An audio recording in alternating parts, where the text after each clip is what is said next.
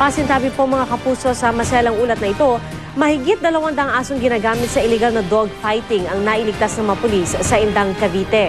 6 na Korean nationals at ilang Pilipinong trabahador ang arestado. Nakatutok si Dano Tincunco.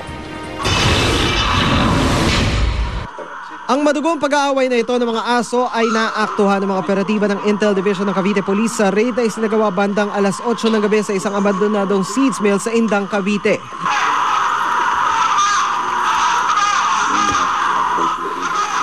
Ang tumambad sa raiding team, mga steel drum na may mga nakataling panlabang aso at mga nakahilerang kulungan sa dakong dulo.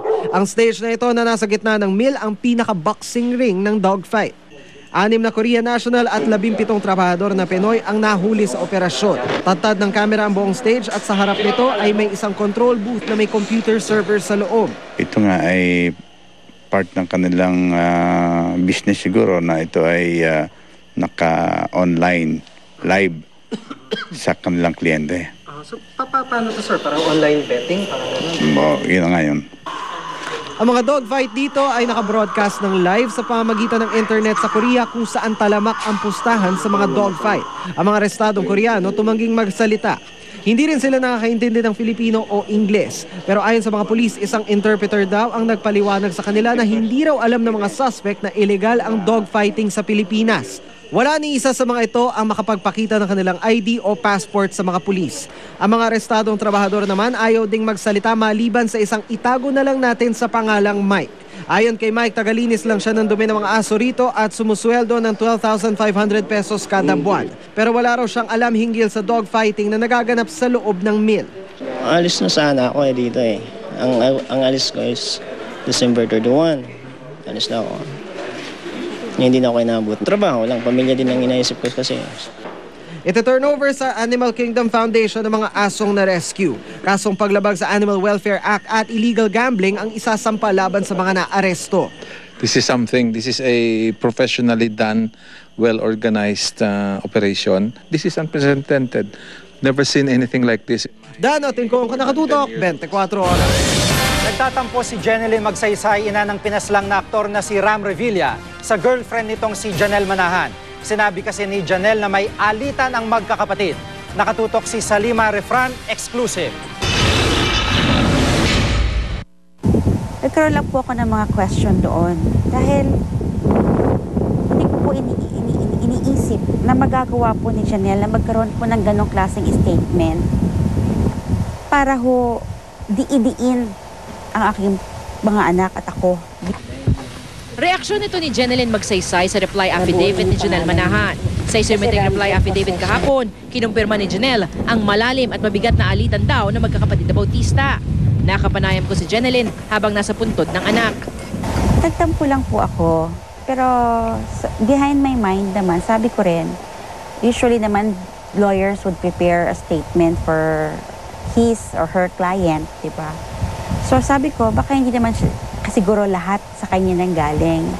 But it's still, pinirmahan pa rin niya. Sa payo na rin ng kanilang abogado, sa korte na lang daw nila sasagutin ang pahayag ni Janelle. Pero hindi niya naiwasang sagutin ang sinabi ni Janelle na may schizophrenia daw siya. Hindi po ako it's schizophrenic. Ako po ay merong depression. Actually, ngayon po, wala po ako medicines ngayon. Actually po, parang feeling ko, parang pinag-pray na yun ni Ramjan na mawalan na ako ng depression. Umiinom po ako na para makatulog lang. Insomnia lang po. Ikinalungkot din daw ni Jeneline na hindi nila nakita kahapon si Janelle. Ilang beses daw nilang sinubukang bisitahin ng dalaga sa ospital noon. I was there already sa hospital when I contacted a friend of mine na we're going to visit nga Janelle. But we were not allowed to visit her. Pilit daw humuhugot ng lakas sa mag-iinang Bautista sa namayapang si Ramjen. Sana yung puso ni Ramjen ay maging puso rin ni Janelle na hindi niya sasaktan ng mga kapatid niya, kundi protektahan pa rin niya. Salima Refran, nakatutok, 24 oras.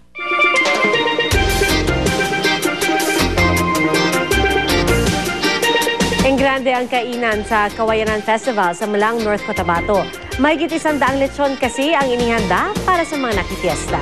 Maki-food trip kay Marizo Mali.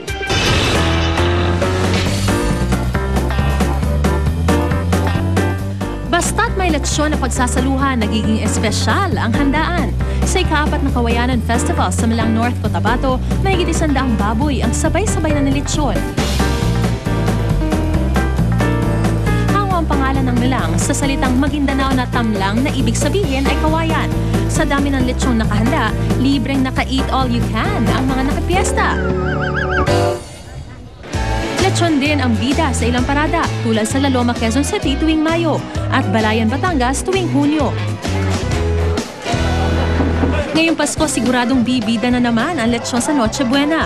Pero paalala lang po mga kapuso, mataas ang kolesterol ng lechon kaya hinay-hinay lang yung may alta presyon. Maris Umali ng Tutok, 24 Oras. Susunod, DJ Mo Twister, idedemanda ng GMA Network dahil sa mapanira at malisyosong pahayag. At ang mga bilen sa belenismo sa Tarlac. Tutukan lahat ng yan dito sa 24 Oras.